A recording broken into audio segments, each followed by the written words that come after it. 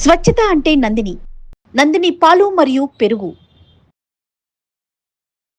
వాగర్థావివ సంపృక్తౌ వాగర్థ ప్రతిపత్తయే జగతః పితరౌ వందే పార్వతీ పరమేశ్వరౌ. ఆదిత్యాయ చ సోమాయ మంగళాయ బుధాయ చ గురుశుక్ర శనిభ్యశ్చరాహవే కేతవే నమః. శృంగేరి జగద్గురు పీఠాధిపతులకి, కంచి పీఠాధిపతులకి నమస్కారములు తెలియచేసుకుంటూ కార్యక్రమాన్ని ప్రారంభిద్దాం. వీక్షించేటువంటి ప్రేక్షకుల్లో చాలామంది గత కొన్ని నెలలుగా ఈ పక్ష ఫలాల గురించి మనం తెలియచేస్తున్నాం. రాశి ఫలాలు చాలామంది ఎంతోమంది ఆదరిస్తున్నారు.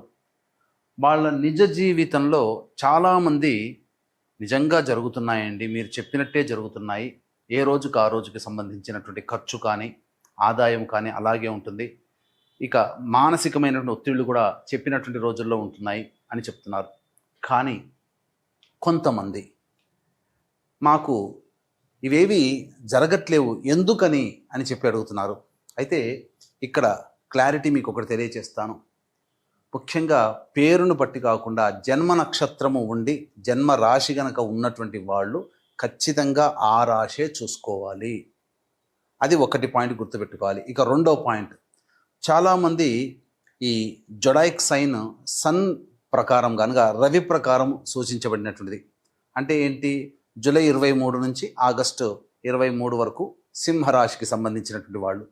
ఈ జూలై 23 నుంచి ఆగస్టు 23 మధ్యలో పుట్టిన వాళ్ళు సింహరాశి చూసుకుంటున్నారు. అది తప్పు. మీరు పుట్టిన డేటు, టైము, ప్లేస్ను బట్టి మీకంటూ ఒక నక్షత్రము, ఒక రాశి ఉంటుంది. ఆ రాశి మాత్రమే చూసుకోవాలి. అయితే కొంతమంది మరి మాకు నక్షత్రాలు రాశులు లేవండి, మరి ఏంటి అన్నప్పుడు నామ నక్షత్రాన్ని బట్టి చూసుకోవాలి. అయితే ఇక్కడ కూడా చాలామంది పొరబడుతున్నటువంటి విషయం ఏంటంటే, ఉదాహరణకి లక్ష్మి అనే అమ్మాయి ఉంది. ఆ అమ్మాయి చూచే చోళ కాబట్టి లక్ష్మి అని అంటే అశ్విని నక్షత్రంగా భావించుకొని మేషరాశిగా భావించుకొని మేషరాశి ఫలాలు చూస్తున్నారు. కానీ ఆ లక్ష్మి అనే అమ్మాయికి తెలుసు తాను కన్యారాశిలో పుట్టాను అని చెప్పి.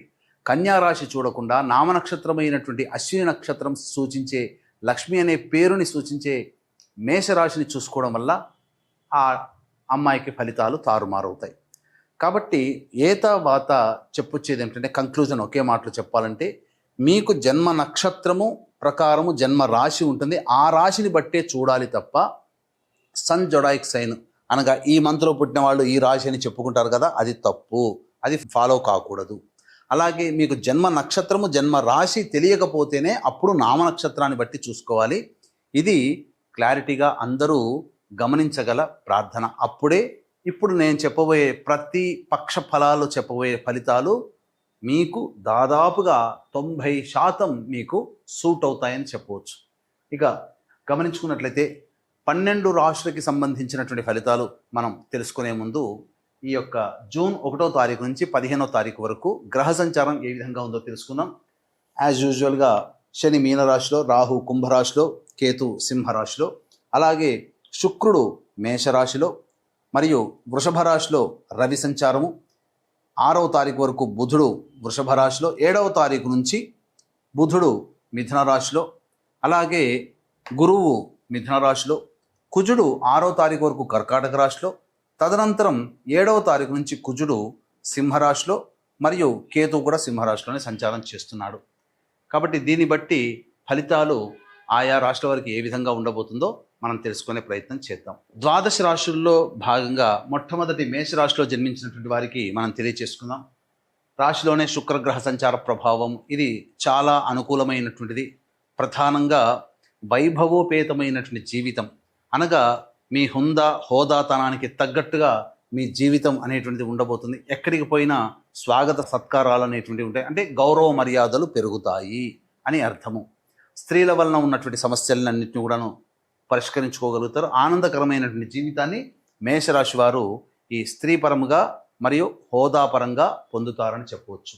ఇక రవి ద్వితీయ స్థాన సంచార ప్రభావం వలన ప్రధానంగా చేస్తున్నటువంటి వృత్తి, ఉద్యోగ, వ్యాపారాల్లో ఆందోళనతో కూడుకున్నటువంటి జీవితం ఉంటుంది. నిరుద్యోగస్తులైతే ఉద్యోగ సంబంధంగా వెతుక్కోవాలని చెప్పవచ్చు. అలాగే ఈ సంబంధించినటువంటి ఈ గురువు మనకు మిథున రాశిలో సంచారం చేస్తున్నారు ప్రస్తుతం. ఈ మిథున రాశిలో సంచారం చేస్తున్నటువంటి కారణం చేత ఇతరుల యొక్క సహాయ సహకారాలు చాలా మటుకు దోబూచులాడుతూ ఉంటుంటాయి. మీకు సహాయం చేస్తున్న వాళ్ళు మొహం చాటేసే అవకాశాలు ఉంటాయని చెప్పవచ్చు. అలాగే బుధుడు కూడా 7వ తారీఖు నుంచి మిథున రాశిలో సంచారం చేస్తున్నటువంటి కారణం చేత సోదర సోదరీమణుల మధ్య కానీ, తెలిసిన వారి మధ్య కానీ, నమ్మకస్తులు స్నేహితుల మధ్య కానీ వాగ్వివాదాలు పొరపొచ్చాలు వచ్చే అవకాశం ఉంది. కాబట్టి జాగ్రత్త పడండి. ఇతరుల నుంచి రావాల్సినటువంటి డబ్బుల విషయంలో కాస్త ఆందోళన చెందే అవకాశాలు ఉంటాయి. ఎవరికి కూడా గుడ్డిగా నమ్మి డబ్బులు అప్పుగా ఇవ్వకండి, జాగ్రత్తలు పడండి. కుజుడు అర్ధాష్టమ కుజదోష ప్రభావం 6వ తారీఖు వరకు ఉంటుంది. ఆ తదనంతరం కుజుడు ఈ సింహరాశిలోకి సంచారం చేస్తున్నటువంటి కారణం చేత ప్రధానంగా 6వ తారీఖు వరకు చేస్తున్నటువంటి ప్రతి పనులలో ఆటంకాలు, ప్రయత్నాల్లో ఇబ్బందులు, సమస్యలు ఉన్నప్పటికీ మెల్లమెల్లగా ఈ యొక్క కుజుడు సింహరాశిలో సంచారం చేస్తున్నటువంటి కారణం చేత 7వ తారీఖు నుంచి కొంత సర్దుబాటు అవుతుంది, కానీ సంపూర్ణంగా శుభ ఫలితాలను ఇవ్వలేడు. రాహువు యోగ ప్రభావాన్ని కలగచేస్తున్నాడు కాబట్టి అన్ని విధాలుగా రాహువు కూడా అనుకూలంగా ఉంటాడు. శని 12వ స్థానంలో ఈ ఏలిన శని దోష ప్రభావాన్ని కలగచేస్తున్నాడు. కేతువు 5వ స్థానంలో సంచారం చేస్తూ కుజుడు కూడా కలిసి ఉన్నటువంటి కారణం చేత కొంత ఆలోచన చేసినటువంటి పనులన్నీ కూడాను వెనక్కి వెళుతాయి, అంత తొందరగా ముందుకు సాగవు అనేటువంటి విషయాన్ని గమనించగలరు. ఇక ఈ రాశిలో జన్మించినటువంటి మహిళలు కనుక చూసుకున్నట్లయితే మహిళలకి అన్ని విధాలుగా అనుకూలంగా ఉండేటువంటి సమయంగా చెప్పవచ్చు. ముఖ్యంగా మీకు ఇంతకు ముందు ఏవైతే సమస్యలు వచ్చి ఉన్నాయో, అంటే ఇతరుల వలన గౌరవ మర్యాదలు కోల్పోవడం కానీ, ఇతరులు చిన్న చూపు చూడడం కానీ, అవన్నీ ఏవైతే ఉంటాయో అవన్నీ కూడాను మీకు కొనసాగింపుగా మంచిగానే ఉంటాయి. అందులో ఏమాత్రం సందేహం లేదు. గతంలో వలనే ఈ యొక్క మేషరాశిలో జన్మించినటువంటి మహిళలకి సంపూర్ణంగా అవకాశాలు చక్కగా ఉంటాయి. అందరూ గౌరవిస్తారు. గౌరవానికి తగ్గట్టుగా మంచి స్థితిగతులు కూడా కలుగుతాయి. విలువైనటువంటి ఆభరణములు కొనుగోలు చేసే అవకాశం ఉంటుంది. వివాహం కాని అమ్మాయిలకి వివాహ సంబంధాలు కుదిరే అవకాశాలు కూడా ఉంటాయని చెప్పవచ్చు. అలాగే సంతానపరంగా కొన్ని సమస్యలు 7వ తారీఖు నుంచి అనుకూలంగా లేని కారణం చేత గర్భవతులైనటువంటి వాళ్ళు 7వ తారీఖు నుంచి ఒక 45 రోజుల వరకు జాగ్రత్తలు పాటించాల్సినటువంటి పరిస్థితి అని చెప్పవచ్చు.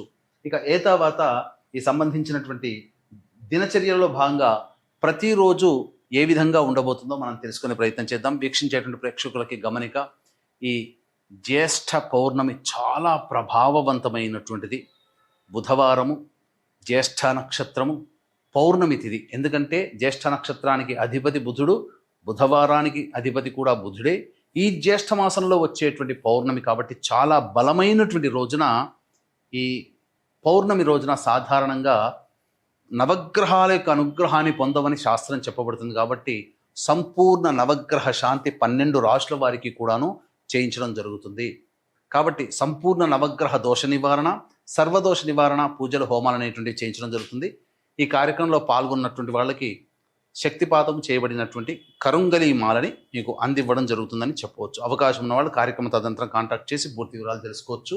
ఇక 1వ తారీఖు రోజున గమనించుకున్నట్లయితే ప్రధానంగా వాహనాన్ని నడిపేటప్పుడు జాగ్రత్తలు పాటించాలి. తల్లిగారి ఆరోగ్యం పట్ల శ్రద్ధ వహించాలి. మానసికమైనటువంటి ప్రశాంతతని కోల్పోతారు. కాస్త చిక్కులు అధికంగా ఉంటాయి. 2, 3, 4 తేదీల్లో మీ ఆరోగ్యం పట్ల శ్రద్ధ వహించాల్సినటువంటి పరిస్థితి.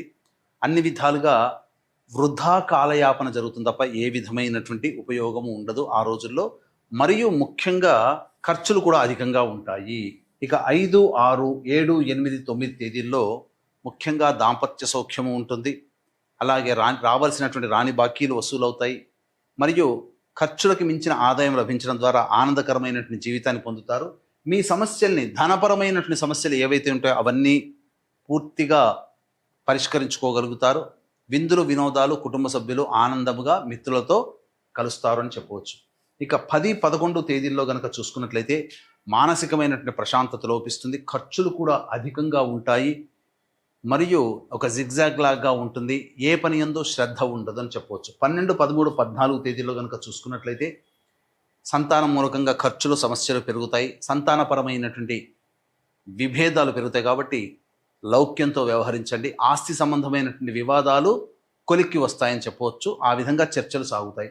15వ తారీఖు రోజున గమనించుకున్నట్లయితే నిరుద్యోగస్తులకి ఉద్యోగ లభ్యత పొందేటువంటి అవకాశము మరియు ధనాదాయం కూడా చాలా చక్కగా ఉంటుంది. మీ పేరు ప్రఖ్యాతులు పెరుగుతాయని చెప్పొచ్చు. ఏ తర్వాత చెప్పొచ్చు ఇది ఏమిటంటే 10, 11, 2, 3, 4 తేదీలు 10, 11 తేదీల్లో జాగ్రత్తలు కనుక ఉన్నట్లయితే, ఖర్చుల్ని అదుపులో చేసుకోగలిగినట్లయితే ప్రశాంతకరమైన జీవితాన్ని మిగతా రోజుల్లో పొందుతారని చెప్పడంలో ఏమాత్రం సందేహం లేదని తెలియజేస్తూ, ఈ జూన్ 11వ తారీఖు రోజున మహా జ్యేష్ఠ పౌర్ణమి రోజున సంపూర్ణ నవగ్రహ దోష నివారణ, సంపూర్ణ సర్వదోష నివారణ పూజలు అనేటువంటి జరిపించడం జరుగుతుంది. ఉదయం 9 గంటలకు ప్రారంభమవుతుంది.